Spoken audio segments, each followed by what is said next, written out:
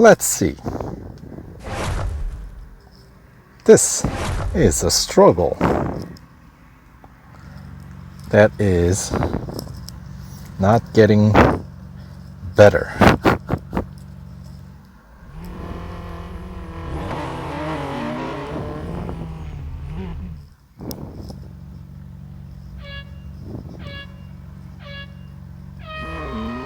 Come on.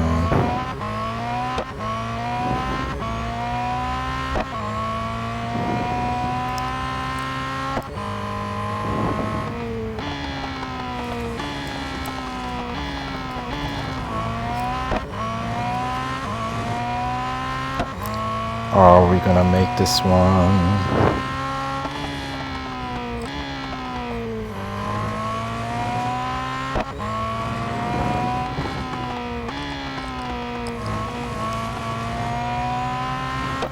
It's gonna be a close one, isn't it?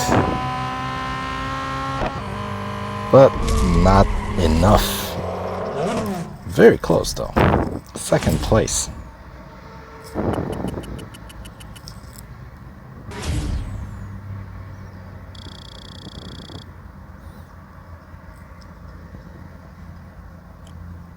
Alright. Oh, that is super close. It was like 251 and I need to get under 189. So that's less than 1/10 of a second that I need to shave off.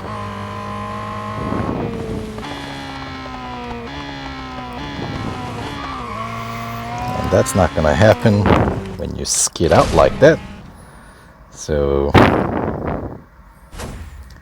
give it another go here. Getting very stubborn.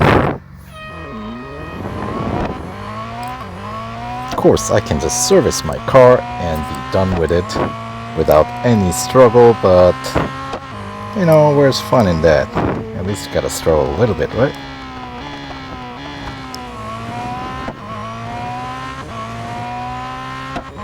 Alright.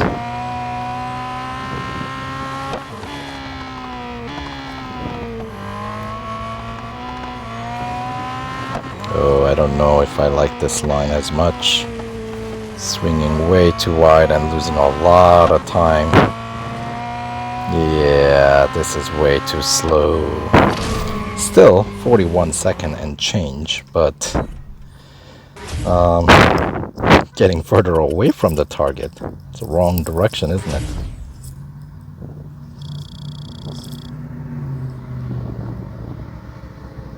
Alright,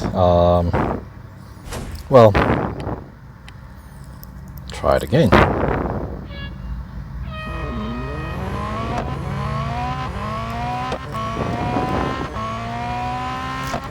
I think I'm finally getting a better handle on this first corner though. So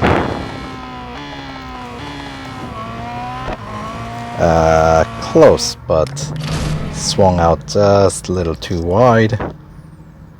Really gotta race the full track here.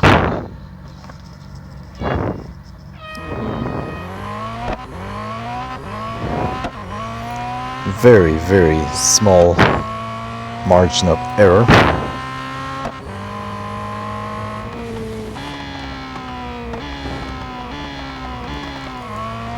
That's better. I think the clock agrees.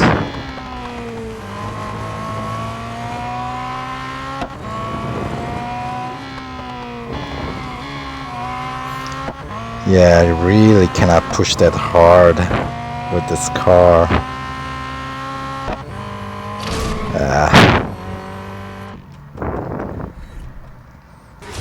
Always in 41 second range. It's just, we need to get it closer to 40, not 42. You know what I mean?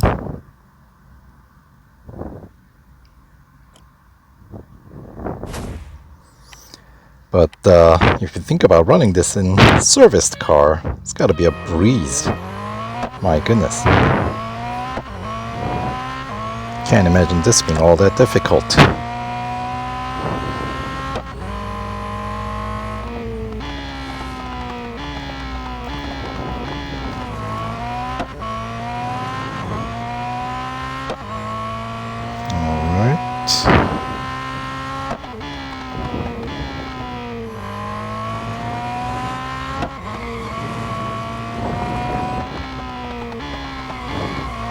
Too much skidding. Otherwise, I would say it was a pretty good run. But when you skid that much, you can't expect the favorable results, right?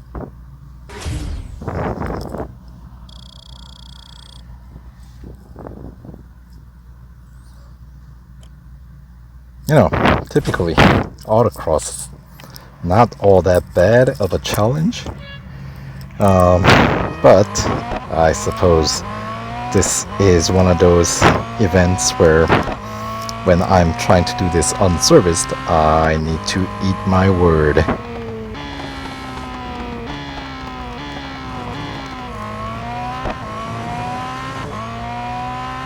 Was it even better time than the last one? It felt like it.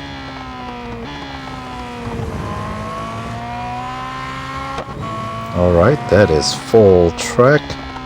And could we get... Oh, I got a good feeling about this one. But does the clock agree? Yes!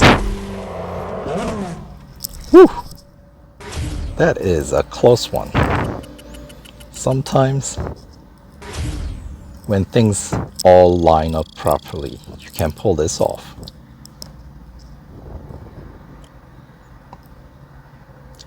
That was close, and that was very difficult trying to pull this off unserviced.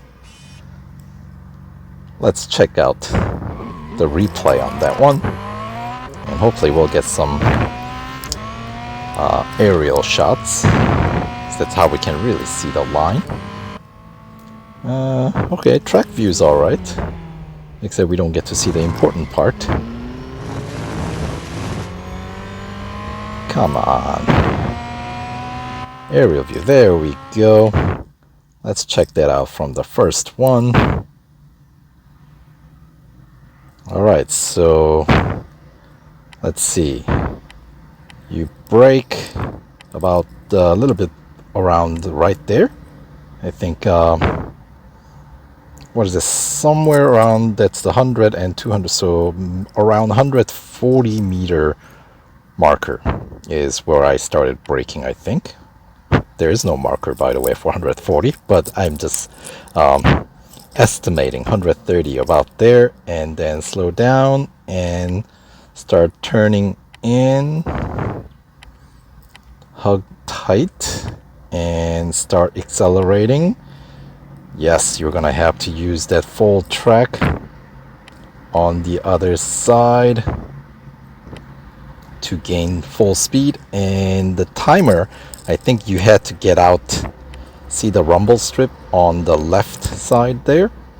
You gotta clear that before the, let's see, you hit the 19-second mark. So this better be in like 18 and change, and by the time you get here, maybe you're okay at 19 seconds. And then the next one, oh, this is a tricky one. So where did I brake? Before that one, which distance is it? Is that a 50 meter mark? Yeah, so a little before 50 is where I had to brake. So somewhere around there, maybe once again like 60-70 meter mark. And then the angle is very tricky, I think, at least for me. You have to come in pretty tight before the rumble strip begins, and it's almost like once the rumble strip begins, you want to start hopping back on the gas. Maybe not right away, but look at the length of that curve. That is a big curve, but you see where the apex is. It's pretty far into it. And then, of course, that's where you should be jumping back on the gas. Swing out wide as always. And then this combination here is not quite as clear as like the first corner. So yeah, and the trick here, visually, I want to do like go straight further down and cut across in a harder angle, but that is not the way to do it. what you're aiming is you want to try to get 2 wheels inside of the curve, the rumble strip, like that. That is what you got to do. That is difficult to time, at least it was for me. And then once you can hit the apex there, your car should hold through the rest of the way. Then just pretty much go flat out. You should be able to get a nice smooth curve, bouncing from side to side through the finish line. So there we go. There's the line. Yes. So let's check that out one more time. 2 wheels off track, 2 wheels on the rumble strip, so you don't lose speed, but you're essentially shortening the distance that you're traveling, so you arrive at your destination that much quicker. And also you're keeping your line more straight, which means you can carry more speed, right? So, and same thing here, 2 wheels on the track, and then just a nice finish through the end. So, well, let's rewind and maybe we'll watch it from the beginning one more time. That's close enough, right? And unfortunately, we cannot lock the replay view in one, well, aerial view is not something that's lockable. Like track view, we can lock it. I think you can do cockpit view and all the others fairly, you know, like stay in that view, but not the aerial view. But there we go, get a nice view, a little bit of skidding, but because I suppose my line was good enough that I was able to complete this rather unnecessarily, mind you, difficult challenge, running it unserviced. That is the main challenge here. And the target, the description of the goal at the beginning says you need to beat Zoe's time of 45 seconds. But first of all, Zoe's not even in the grid. And once the event starts, the goal tells you you need to win under 45 seconds. Obviously, when your target is 41.189, which is the slowed down version. The first target that I got earlier was 41.059. These numbers are like seared in my eyeball now. Trying to beat this number. But because I was coming in so close, you know, I couldn't stop. So here we are, being stubborn unnecessarily. But once again, sort of like the speed snap from previous stages. Previous stage, I guess we only had stage 4 that had speed snaps. If you have Porsche 911 showing up as the lead car in the intro screen, the pre-race screen, then you know you have an easier target than, let's say, if you have McLaren 600 LT pulling up. Then you're in for a heap of trouble. That is when you're running unserviced. But for now, here we are, continuing on with our quest of digging deep with unserviced car. So anyway, 2 goals done here in stage 5. Nice work. Just do that in the actual event and we should be fine. Right. Getting it serviced would make this just fine as well. But for now, let's move on to goal 3. So see you there.